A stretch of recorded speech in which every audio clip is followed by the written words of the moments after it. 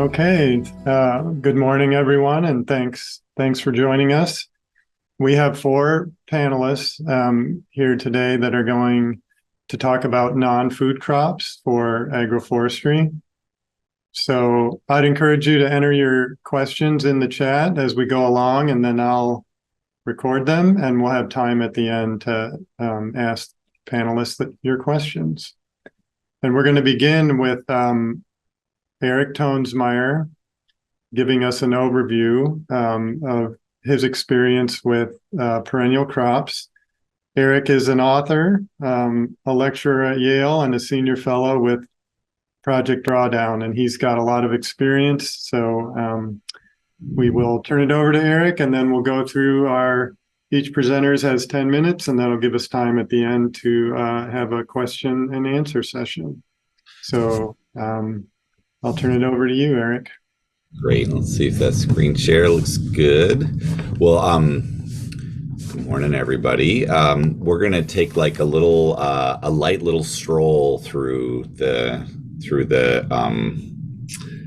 landscape of non-food crops, and even not timber either. I feel like food we've talked about a lot for agroforestry in the US, and we've talked a lot about black walnut and some other kinds of timber and whatnot, but there are all kinds of other things that we grow in agriculture.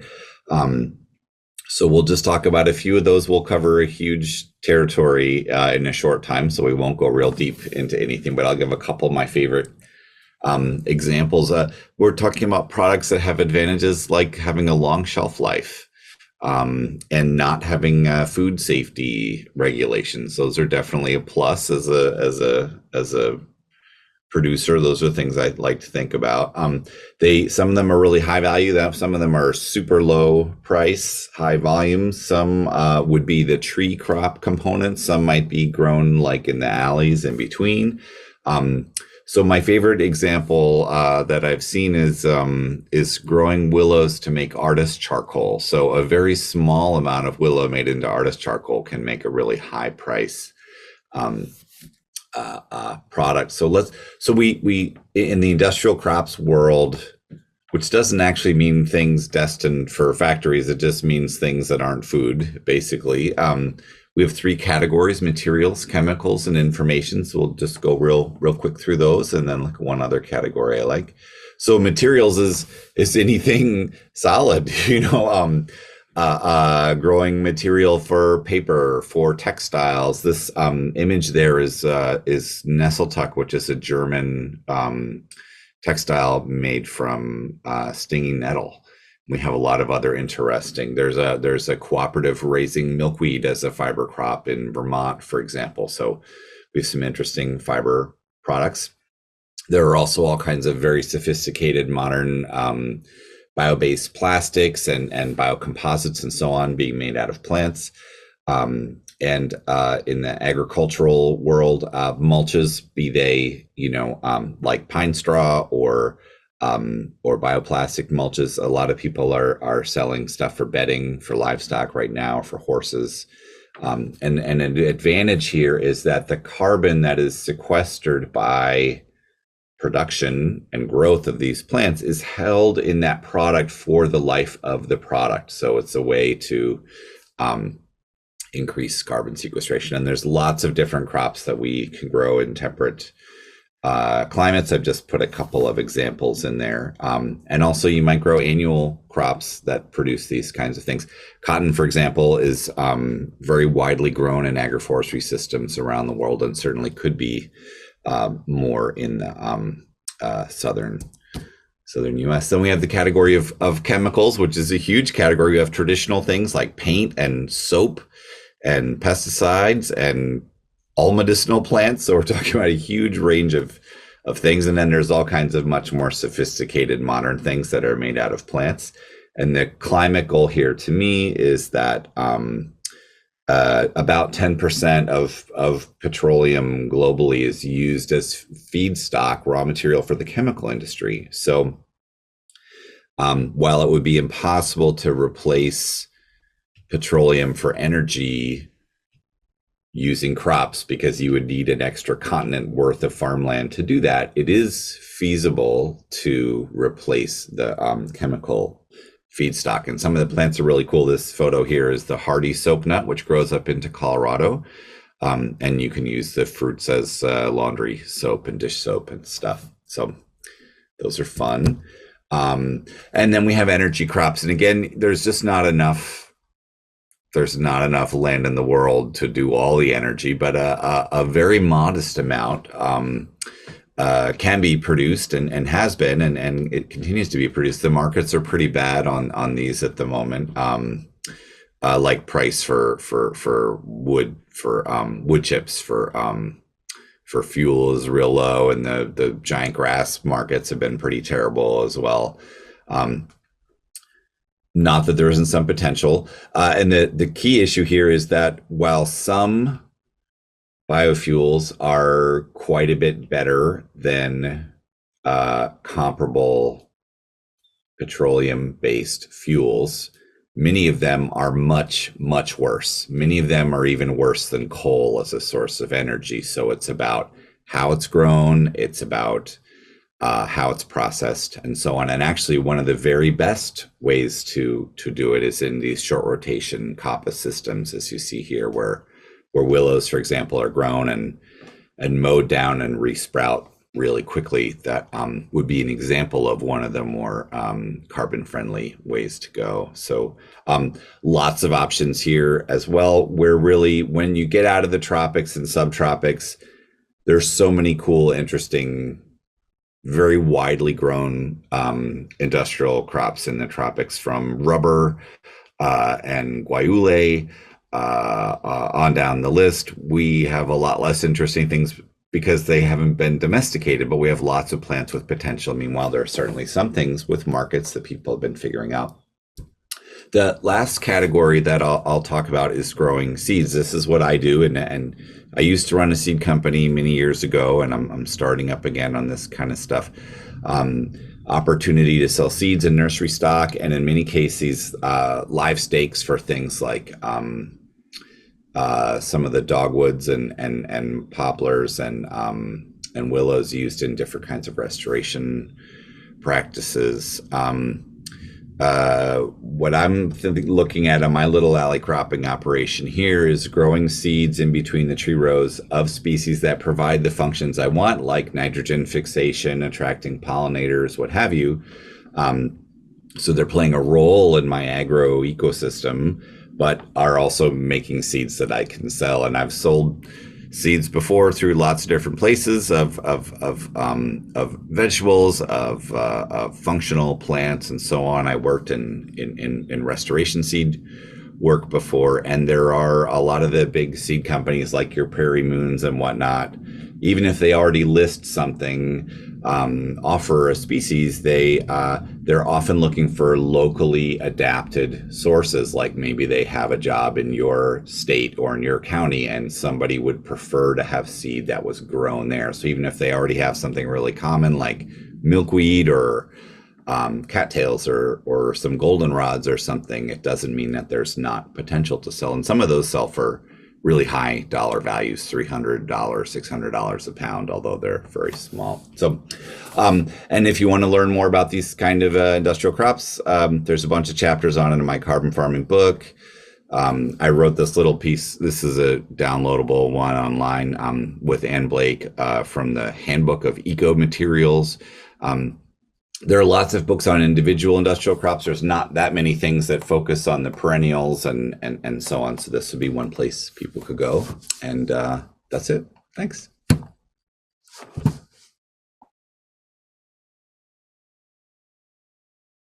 Okay, thanks, Eric. I'm glad you mentioned willows a couple times, because now we're going to have Anni Zylstra talk about her work with willows. So Anni is a farmer in Wisconsin.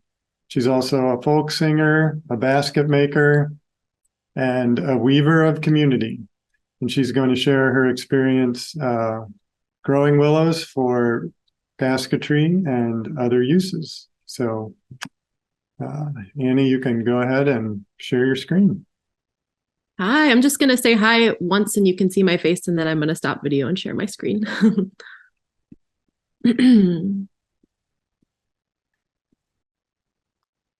Thanks for being here, everyone, and thanks for having me. I'm Annie. I'm a farmer and traditional willow basket maker here in Ho-Chunk lands in southwest Wisconsin. I live on a 20-acre farm along the West Fork of the Kickapoo River, and our property is mostly steep maple, hardwood, and hemlock forest with around 5 acres of prairie interplanted with fruit and nut trees and basketry willow, which is the main enterprise here on the farm. So yeah, it's fun to hear Eric talking a little bit about willow, and now we can zoom in on one really specific track of willow. So basketry, I'll just talk a little bit about, is of course a very old worldwide cultural craft. It predates many early crafts, including pottery, which a lot of people don't know. Basketry is traditionally very localized. People all over the world use plants in their immediate ecosystems and create infinite forms and styles of baskets. Evidence of containers with woven willow start emerging as early as 10,000 BC. Very, very old. Here in so-called North America, as we know, many varieties of willow grow natively as keystone species. And accordingly, we find really beautiful indigenous willow basketry traditions all around this continent. So here's, you see some of the native willows that I work with. My own basketry work, just show you a little bit, comes from the traditional stake and strand style that has roots in Northwestern Europe. So I use a mix of native wild willows here, mostly Salix interior is the variety, that I tend in local wetlands, and then I use heritage European basketry cultivars that I grow on my farm. So here's just another picture of baskets. Historically, the main large-scale agricultural willow that's been grown in the world has been in the British Isles and other parts of Western Europe. And in some parts of England back in the day, willow fields looked like cornfields that we see in the Midwest, which is kind of fun to see. And most of this willow was grown to support the basket and wicker industry. So baskets were once produced on a large scale. And before we were very recently inundated with cheap plastics, they were used for many utilitarian needs on a household and commercial scale. So crops from large-scale agriculture were stored in willow baskets. Commodities were shipped in woven crates. Fishermen relied on fishing baskets at a large scale. So here you see some potato storage baskets and some fishing creels. And historically, basket makers used so much willow specifically because it's such a durable and strong material. And because in small, densely populated countries, like in Europe, there's limited lumber, and using materials that could be coppiced was essential for basic sustainability. So fast forward to today, we are post the massive decline of traditional land-based skills from the economic and cultural changes in the 20th century. And yet willow and willow basketry are having a pretty big revival moment, which is cool. To give you a sense, my personal basketry classes tend to sell out within the hour that they open these days. So here's a nice class of basket makers. I think that this is happening partially in conjunction with a general major rekindling of interest in land-based skills happening right now. And also because willow is just such an extraordinary material to grow and work with for craft. So I myself was drawn to working with willow for similar reasons. For me, there's a major appeal in how sustainable it is as a locally and readily available material. Because I'm able to grow and harvest the plants myself, I can have a direct relationship with the full scope of practices involved in the production of my artwork outside an exploitative global market setting, which is very nice. Willow is harvested for basketry through coppicing, a term many of you know. So cutting back the woody material every year to stimulate regrowth, which ends up meaning that the plants woven in my baskets are still living, still providing habitat, still building soil, and still sequestering their weight in carbon year after year, long after the basket is woven. And as Eric said, baskets are one of those value-added things that hold carbon all throughout their life cycle, which is often generations. And they just compost and add that back to the soil. So there's some willow bundles and some wild coppicing. So as I mentioned, I use a mix of native and cultivated varieties in my basketry. Here you see some Salix interior, the beautiful gold sandbar willow that grows around here. Before I had access to land to grow my own cultivars, I mainly coppiced wild plants in local wetlands, which was honestly a pretty incredible way to learn. I coppiced right alongside the beavers with them year after year, stimulating new growth and renegade planting to spread native willow patches in the wetlands. Cultivating these relationships with place really shifted my relationship with local waterways, with the other creatures in the wetlands, and my understanding of myself as part of my ecosystem. So I'm really grateful for that experience. When I started to grow my own basketry cultivars, I experimented with using only natural mulch, so cardboard leaves, wool discard at first, which is very appealing for a lot of reasons for people. However, loss rate due to weed pressure was around 50% for me and sometimes higher. So after experiencing that, I started doing what most growers recommend, which is to plant my live stakes into heavy duty landscape fabric. And loss rate is now 5%. So there's our work trader, Ella, planting a big bed into landscape fabric. As of this year, we have around 20 heritage willow varieties growing on half an acre. They're planted in 1 by 2 foot production style spacing, which is ideal for production for basketry willow. And that counts out to around 3,000 willow stools in total. And those plants will be in full production in 3 to 4 years. And if all goes well, they'll provide a stable supply of basketry materials for the next 20 to 40 years.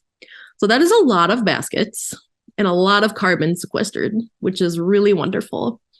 And so here you see these are some of the live stakes that I plant and will offer in nurseries, and then some Purpurea willow.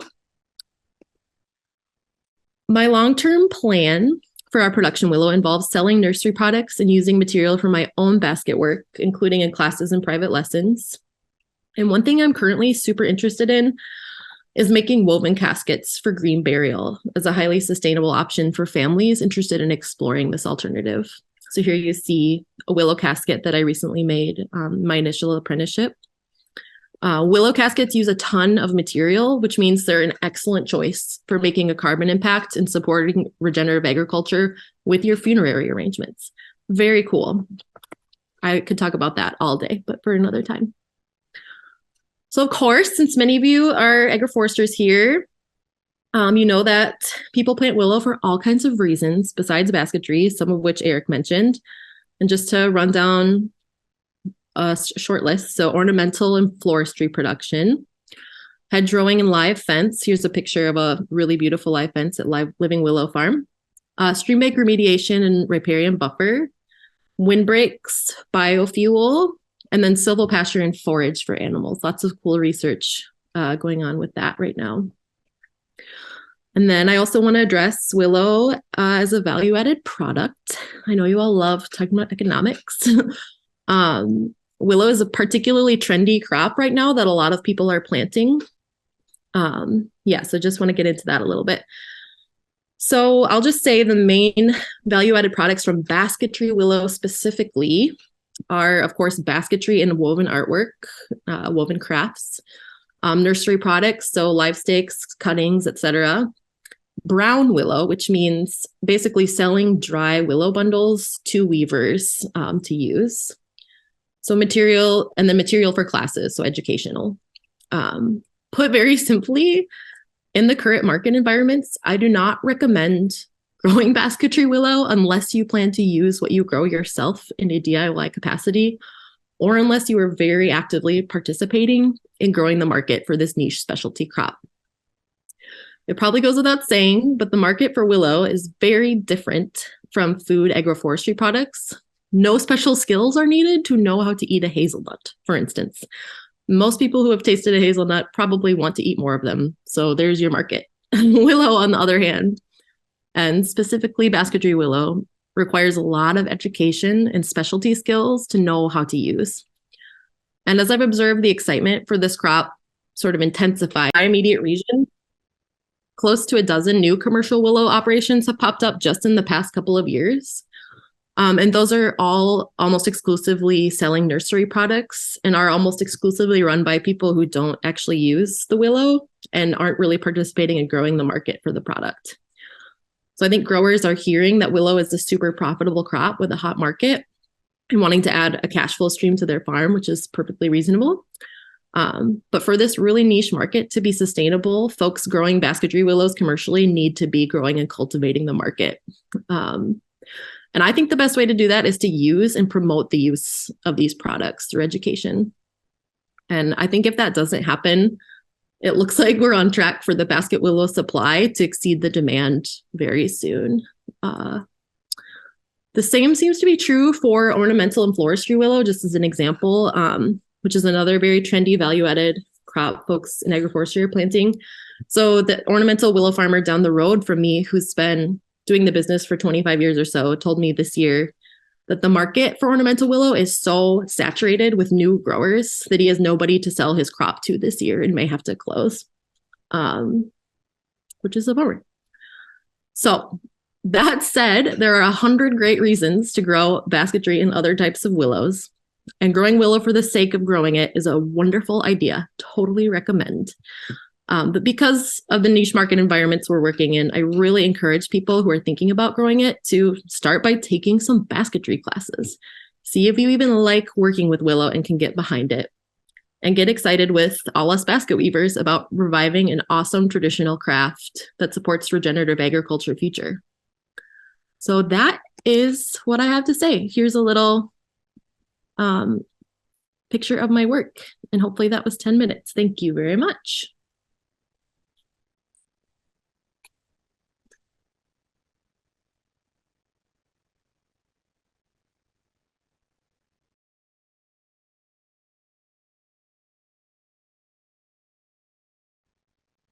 Sorry, Bill, we're not getting much audio from you.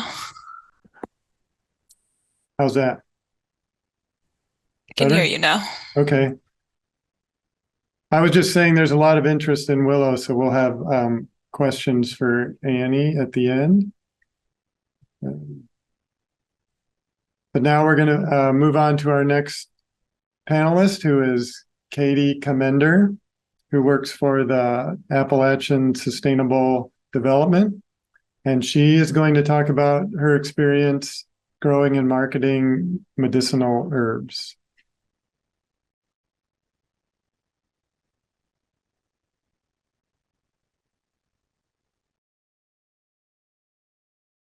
Thanks, Bill. Can everyone see my screen or the slides? Yes. Yeah, okay, great. Thank you so much. Well, first, I just want to say that this has been a really amazing gathering over the past 24 hours. I've learned a lot and have been inspired by so many different agroforesters. And I want to share a little bit about my experience working with Appalachian Sustainable Development. We're a nonprofit based in far Southwest Virginia that works with a network of farmers throughout Central Appalachia to adopt different agroforestry practices. And a non-food agroforestry crop called forest botanicals has been near and dear to my heart for the past 11 years in this work. So I'll share a little bit about some of my favorite forest botanicals, as well as some of the work that we do with our Appalachian Harvest Herb Hub program to help forest botanical producers overcome some of the challenges within this value chain. So first, when we're talking about forest botanicals, we're talking about shade-loving medicinal herbs that are native to our region, and they can either be cultivated or stewarded with existing wild populations in the forest understory. But there, in addition to the medicinal herbs, there's a number of other non-timber forest products that can be grown in the forest understory, edible and ornamental crops like shiitake mushrooms, but we won't cover those today. We're just going to focus on the medicinal species. And I want to share just some of the top, I would say three of the top selling forest botanicals that we work with. The first one is black cohosh. And this is a women's herb used to help regulate hormones. So it's really helpful with birthing and menopause. And in terms of cultivation, a lot of these forest botanicals are easily produced by rhizome division. And they all grow under the forest canopy with different levels of light requirements. So black cohosh can grow from anywhere from part shade to sun, which is unusual for forest botanicals. And most of them really do require moist, high organic matter and well-drained soil in terms of production. Now, when we look at the trade volume, Virginia Tech did a really amazing report called the Root Report, where they looked at ginseng dealers in Appalachia to survey them to figure out how much they were buying in terms of different forest botanicals like black cohosh. And they found that over 260,000 dry pounds of black cohosh rhizomes were sold between 2014 and 2015. So quite a large volume for this forest botanical and market potential. Golden seal is another really amazing forest botanical. You can see it's really iconic for its bright yellow roots. You can see in the bottom right-hand corner. And its uses are anything from congestion issues to digestion issues. A lot of really amazing antiviral, antimicrobial properties. It's also easily and commonly propagated through rhizome division. This one requires a little bit more shade than black cohosh. And in terms of trade volume, a little bit less, around 100,000 pounds of dry roots annually are sold. And then the last one that probably everyone on this meeting has heard about is American ginseng. It's one of the most iconic forest botanicals. It's been highly praised for centuries in Asia as an adaptogenic herb. So it can be used for everything from enhancing mental activity to improving your tolerance for stress. This one is most commonly cultivated with seed, and it also requires a good bit of shade. And this forest botanical is harvested primarily for the root, like black cohosh and golden seal. But unlike those two, the entire root has to be harvested. So this way, an inspector can look at the age of the plant by counting the neck scars in order to sell it legally, because it is under the CITES trade agreement. So it's really important to harvest the whole root. But we're also looking at developing, limited right now, but growing a market for the leaf as a more sustainable crop to harvest that doesn't kill the plant. And when we're looking at the trade volume, American Herbal Products Association found between 1997 and 2005, anywhere from 60,000 to 159,000 pounds of dry roots were sold on an annual basis. So another big seller in forest botanicals. Just want to talk a little bit about some of the opportunities that ASD saw with forest botanicals. We really got into this work in 2010 as a way to help forest landowners find some sort of other crop that they could grow other than harvesting timber. In our region, we're working with a very, very highly forested, almost 19 million acres. And a lot of these forest botanicals natively grow in our region. It's a biodiversity hotspot for a number of these herbs. And because of that, one of the things that we see is that over 50% of all medicinal herbs in the global supply chain are actually native to Appalachia. So it's a huge industry.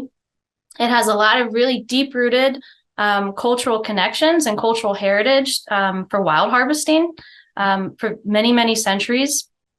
And there's a growing interest in forest farming these herbs and cultivating them for sustainability purposes. But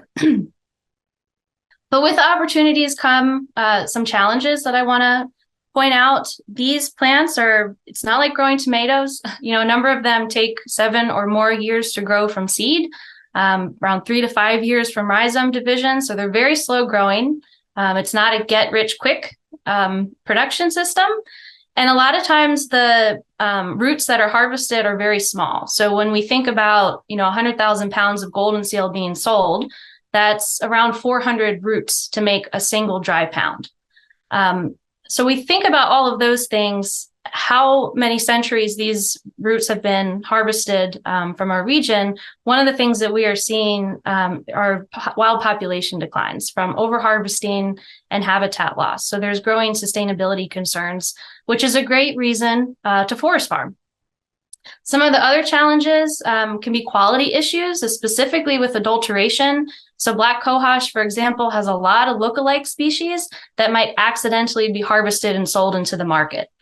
When we look at Virginia Tech's root report, the prices that they saw that dealers were paying to harvesters, they're extremely low. So golden seal, 400 roots a dry pound, you can get $22 a dry pound back in 2014. I think it's up to around $40 to $60 now. So it's a little bit better. Black cohosh, $3.50. It's not a lot of money. It doesn't provide a lot of incentive to steward wild populations. And the equipment can be really expensive. It can be labor intensive if you don't have commercialized equipment. And it can be difficult to meet some of the specifications that buyers have. And the buyers often have really large volume minimums that make it difficult for any one producer to sell into that market. So with these challenges in mind, in 2017, ASD and myself helped develop the Appalachian Harvest Herb Hub in Duffield, Virginia. And this is the bulk of my work with Forest Botanicals to try to address some of these challenges that our producers in our region were facing. So we do this in a number of ways. The first is seed to sale training. So we work with the Appalachian Beginning Forest Farmer Coalition to provide training to producers who want to grow these botanicals using forest farming methods. We've got a really amazing conference coming up, Gather to Grow, next March in Roanoke. I'd love to see y'all there if you can make it.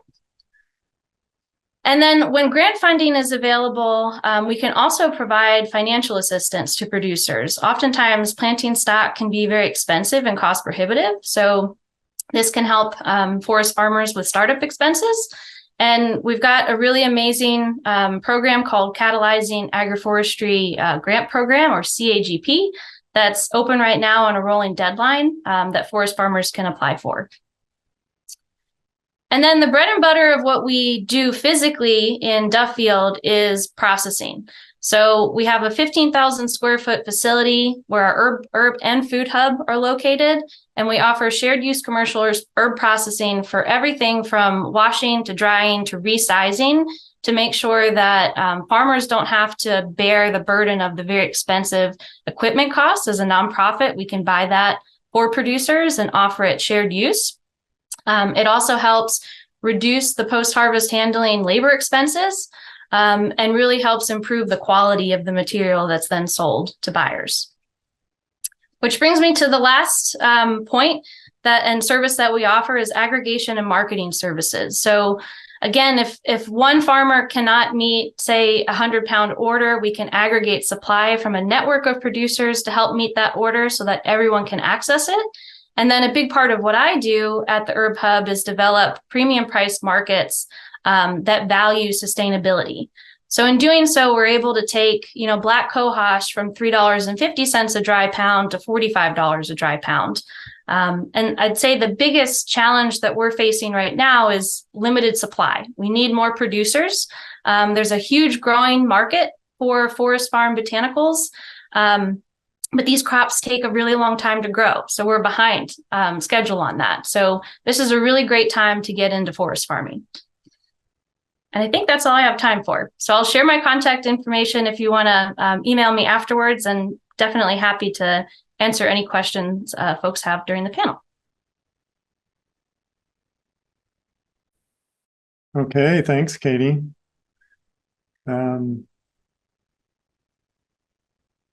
So has Rebecca Burgess joined us? Yep, Rebecca's here. Okay, so we will move on to Rebecca, who is going to talk about her work with Fibershed, which is an organization that focuses on decentralized fiber and natural dye systems. So. Thank you, Bill, and good to be here. Sorry for my lateness. I am on Pacific time. And so just grateful for an opportunity to share a few slides with you this morning. And I'm going to share my screen.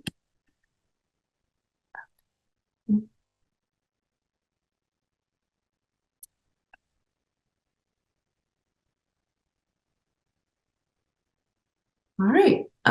So the body of work I'm going to share with you this morning is specific to a site location north of San Francisco, about an hour and a half on the Pacific coast. So our climate is pretty consistent and temperate. We get about 36 to 42 inches of rain per year. We're in one of the top 23 biodiversity hotspots on the planet. We have, because we're on a fault line about 4 miles from this picture, the San Andreas Fault Line, we have a lot of interesting geologic activity, and it just makes for really interesting above ground flora. And so the site we have focused our attention on for this presentation is our Learning Center, which is in Point Reyes Station, California.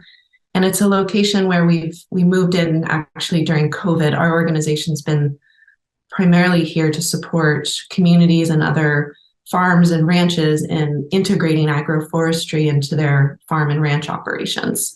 So hedgerows and silvopasture, riparian herbaceous cover. We've been doing the development of those practices, building incentives for growers, mainly through the sale of their wool or their cotton. We've been working on the edges of their farms to integrate agroforestry. That's part of a larger body of what we call climate beneficial agriculture work. But again, for this presentation, I'm focused on our local community and what we've been starting to do since 2020 in a site that we moved into that's part of a larger floodplain that was probably pretty well populated by beaver prior to Spanish colonization. And we're learning the ecological history now as we uncover some of the aspects about this site.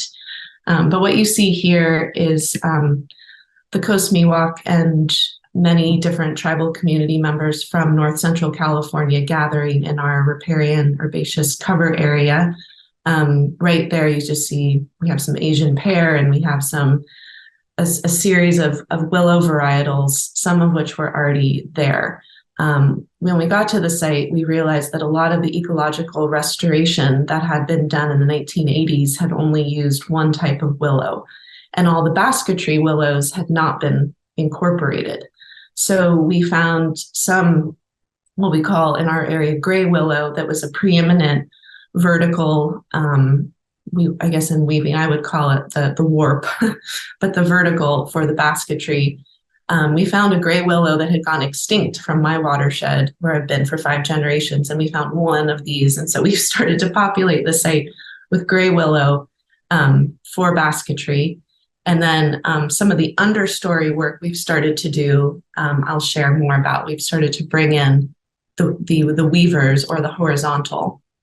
So Juncus patens is one of the perennial floodplain species we've been putting in. It's part of the weaver. We've put in over 40,000 native plugs into this floodplain.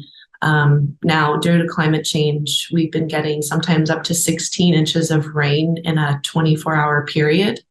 We get deluged into these locations that we've put kind of a swale and some berming to help slow and spread and sink water, and then put basketry plants into those locations where water is sinking. This is one of those locations, and it's a Carex barbari, and we've been putting this species into the understory. It's a flood sedge, so it loves the effect of being flooded. It spreads rhizomatously, and the root is typically grown by the traditional communities of basketry communities in this region. You would dig out the root, you would kind of untangle it, and you would start having it, you'd lay it out so it would start growing straight. So they love growing these basketry folk love growing these Carex barbari in sandy soils because the roots will grow straight and long. And so this particular patch has been harvested from several times, and we're starting to see that we're getting these beautiful long white roots. Traditionally, you would dye the roots of Carex barbari. The Coast Miwok in our region, the traditional communities, would dye the root in red alder or poison oak to get red and black. The other plants we've started to put back in for, again, for tribal community harvest is our native hemp or dogbane, which you see on the right. And we can see classes where we're showing people how to use this native hemp for regalia or fish weirs. It's a plant that also likes the floodplain. And we use this learning center as a place and an offering for us to steward plants, restore understories, and then provide that space freely and openly for, again, the Coast Miwok or traditional communities surrounding us. But Coast Miwok are the primary tribe in our region. And so they hold classes there, and this is a top knot feather class that was conducted, again, using the dog bane as the way to string the feathers together.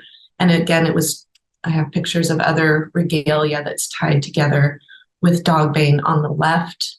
This is a piece by Tashina Parker, who's the granddaughter of Julia Parker, who's a very well-known basket weaver in our region in California. And the tule that we harvest on site, you can see the pond that we have on the right.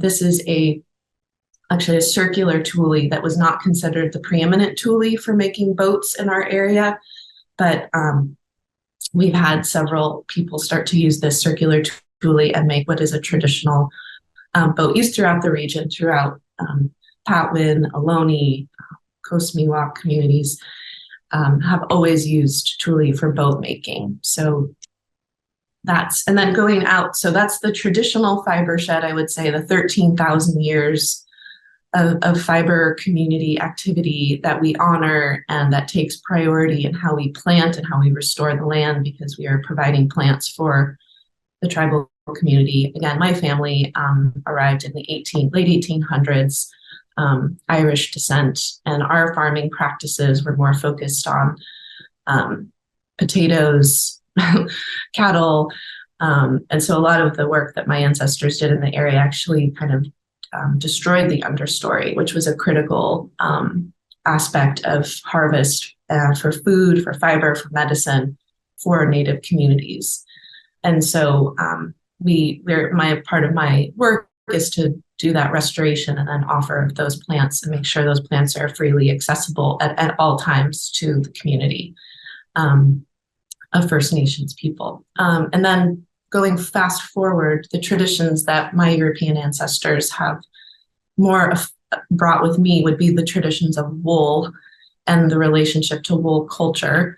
So this is California solidago, our goldenrod on the left, and we've put in probably 600 or 700 of these plants in the floodplain. They actually do quite well, and they're an incredible dye plant that we put on our Corriedale, which is the wool breed that does the best in our region.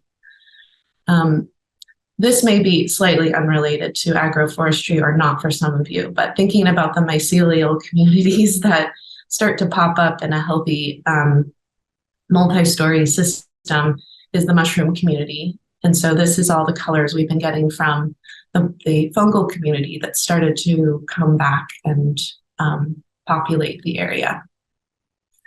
And then as you travel through the Learning Center, there's, again, this beautiful floodplain, again, dedicated for basketry, the health and repair of the floodplain, the health and repair of the understory, mixed with willows, mixed with alders. So we have a mixed story of dye trees, weaving trees, and then weaver and dye plants at the footing to avoid erosion, slow spread and sink water, and to provide material culture. But then as you enter areas where we're more bio-intensively gardening, I thought, that I would mention in the shade of these redwood trees, we have a lot of our pigment plants, but the redwoods themselves produce the dye color you see on the right, which is that purple color.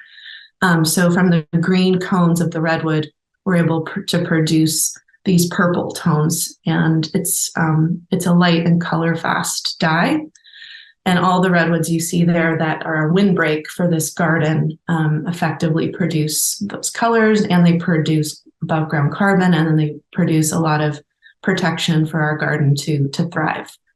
Then as you go into the garden in the understory, we grow Persicaria tinctoria, which is actually, again, our garden is multi-ancestral line, classically bred plants.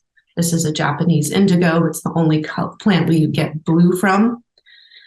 And then we work to all the plants in the riparian corridor, all the plants in the garden, all the plants in the hedgerows, all the plants in the windbreaks. They all go through a pigment extraction process.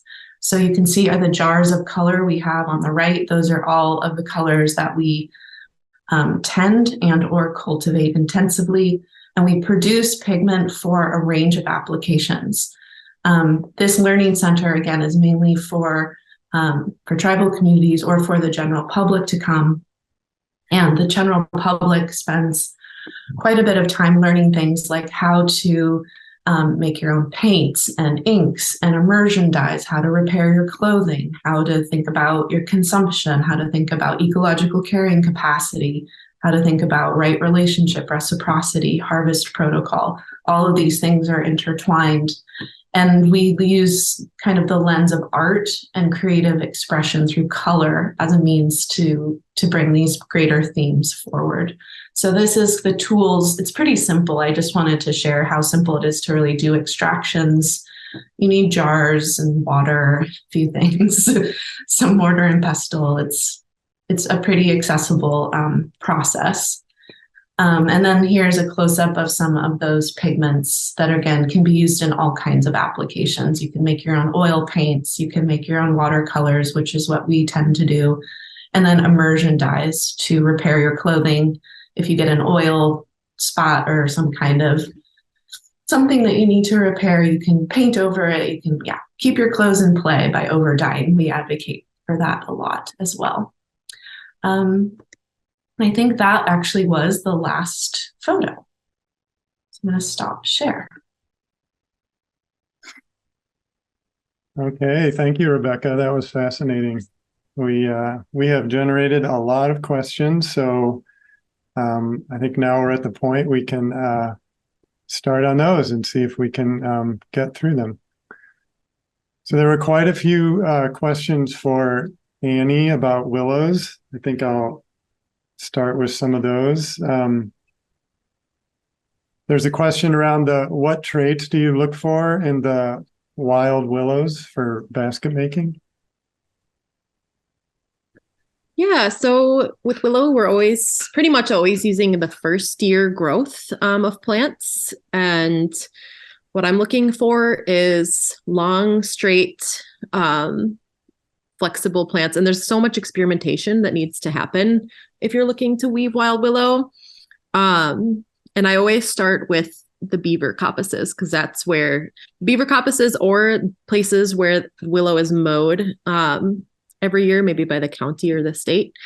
And you'll see in those places that really straight first year growth. I'll just say that. And if there's more you want to know, you can message me.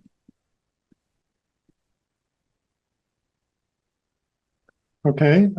There were some questions for Katie. One that seemed interesting to me is someone asking about areas in the woods that are overgrown with honeysuckle, if you've worked in those areas and what you do to manage the honeysuckle shrubs that tend to invade.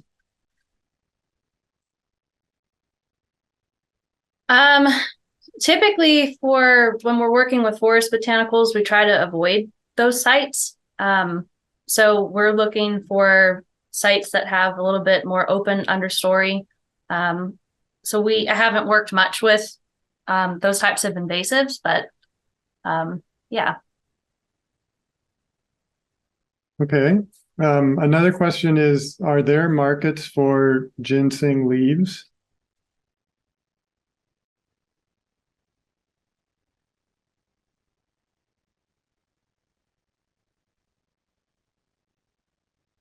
Katie, you have any thoughts on marketing ginseng leaves? Yeah, sorry, I was looking at another comment in the chat. For ginseng leaves, yeah, so that's a really exciting new market that's developing as a result of just the sustainability concerns for harvesting ginseng roots, which kills the plant. So typically we're trying to work with any herbal products company that's currently buying the root to see if they would be interested in buying the leaf as well.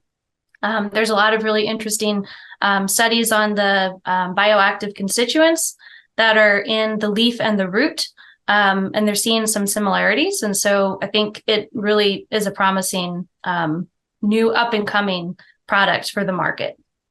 But I think it's probably going to be one for the American market. The Asian market is really interested in the ginseng roots, and the gnarlier they look, the more wild they look, the more value they place on it.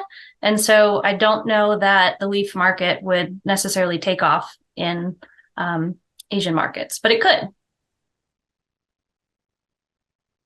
There was another question about online markets for medicinal herbs like forage.com. Is that something that you work with? No, we work with domestic and international herbal products companies that are manufacturers. So with our facility, the regulations that we have, we're certified with the FDA as a food handling facility, which means that farmers come to the facility, they process their own herbs, and excuse me. And as a result of that, we have to sell to buyers who are going to then further process the material. So we can't sell direct to consumer. Okay, there were a few questions for Rebecca. There seems to be a lot of interest in the mushrooms that you mentioned. Specifically, if you know the species of mushrooms, and then how do you extract dye from the mushrooms?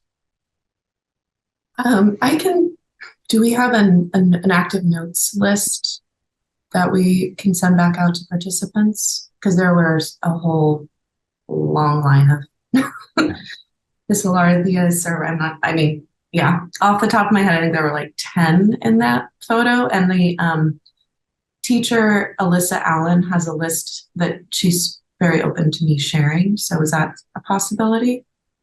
An extraction would occur depending on the species. Sometimes you use gentle heat and water. It's not that complicated for most species. They would be using a water extraction. And I think the concentrations and the weight ratio between material dyed and material needed to dye is often the thing that drives how much you would use mushrooms for color, and for how much volume. Again, it's just sometimes it's a volume question. So in a class like that, when everyone's designing like a rainbow, which was the effect we were looking for from the understory, can we dye a rainbow? I think we ended up dyeing like a pound total. So, but anyway, I can definitely, if there's a Google Drive, I can put a list into it for you all, if that's helpful. Yeah, that would be great. We can definitely share resources. And people are also asking for the name of your organization or your... Oh, I can put it in. Fibershed.org is the website.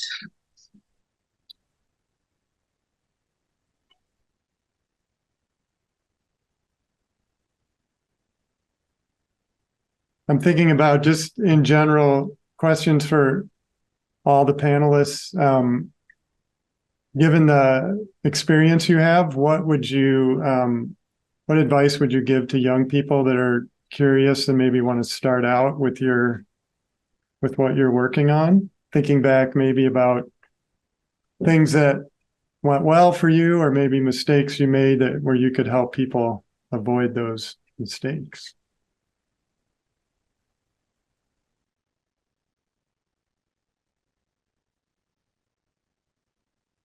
I think just speaking with Forest Botanicals and marketing, a lot of times buyers I present to buyers what the true cost of production is.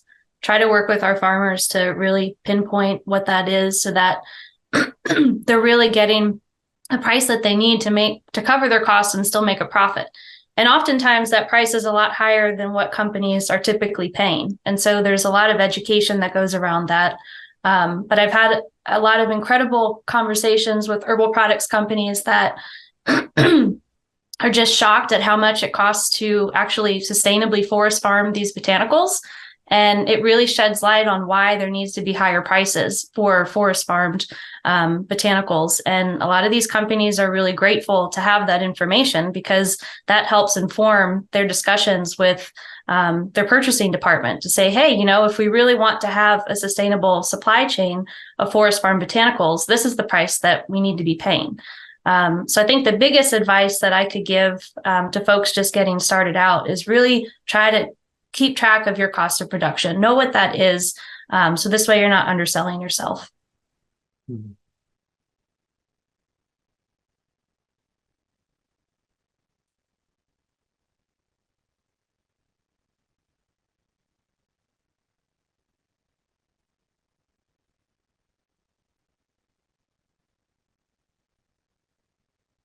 Well, there's a lot of discussion in the chat. It looks like we have some pretty engaged audience members here. Someone is saying there's a book called The Rainbow Beneath My Feet, which is all about mushroom dyeing. So that could be a good resource.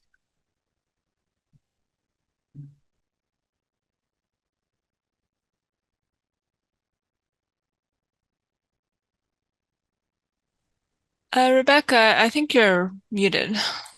Oh, okay. I was just going to say the teacher is Alyssa, Alissa Allen, and she travels for class teaching opportunities, and so I can put her mycopigments in the chat again. I'll found the chat in a second, but you might be able to catch her at different locations or a International Fungi and Fiber Symposium that was in Port Townsend, Washington. She hosts that. There's Mushroom and Lichen Dyers United. I'll get these for you. There's definitely a lot of communities focused on this work.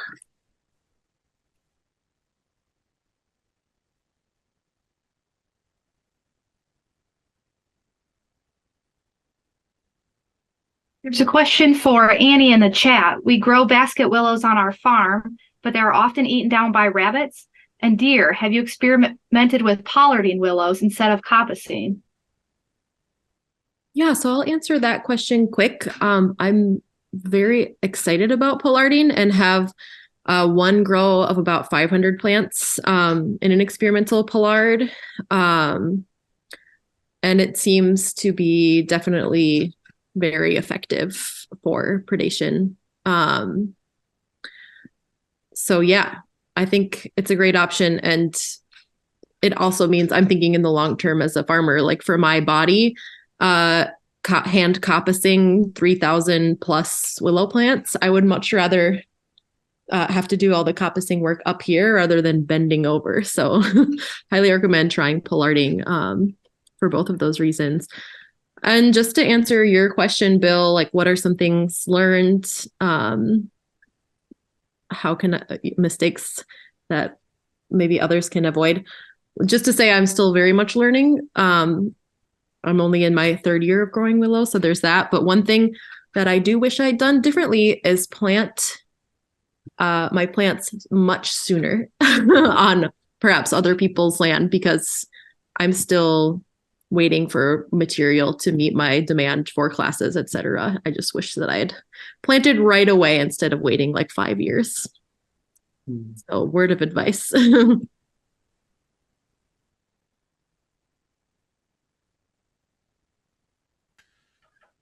Okay, well, we are at 10 o'clock here. I think there's some people will need to depart for other sessions. So I thought this was great. Thanks to all the panelists for what you shared. It looks like a lot of resources have been shared. This session is recorded, so you'll be able to view it again if you'd like. So yeah, I think thanks everyone for joining, and thanks for the great information. Thank you so much, Bill. I can keep this chat open for a few more minutes if you guys want to stick around, but it's up to y'all.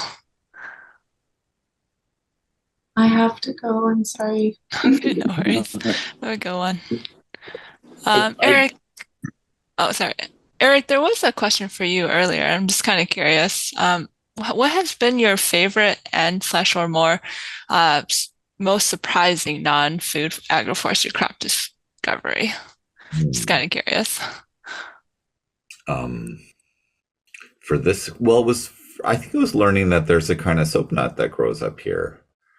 I'd always thought they were tropical, and when I saw one in the Denver Botanic Garden, I was quite surprised because that's pretty cold. So that was probably the biggest one. And you just take the dried fruit and you put it in a sock or a mesh bag and you put it in with your laundry, and then washes your clothes for you. It grows right on a tree just like that. It's pretty cool. Sort of related to the fiber and dye is the laundering of those items afterwards. Yeah, Ryan just asked what kind of soap nut. This one is Sapindus saponaria variety Drummondii. It's the western soapberry, I think we call it here in the US. Very cool. And it was lovely to see that there are indeed many things besides food and timber that you can grow. We took a deep dive into some of them. Well, it's really, really fun to see that. Yeah, I feel like it's so creative what people come up with, and we've barely scratched the surface of what we can do with agroforestry. So it's very exciting. But yeah, I think folks are heading out, so I might end this a bit, but hope to see you all in other sessions.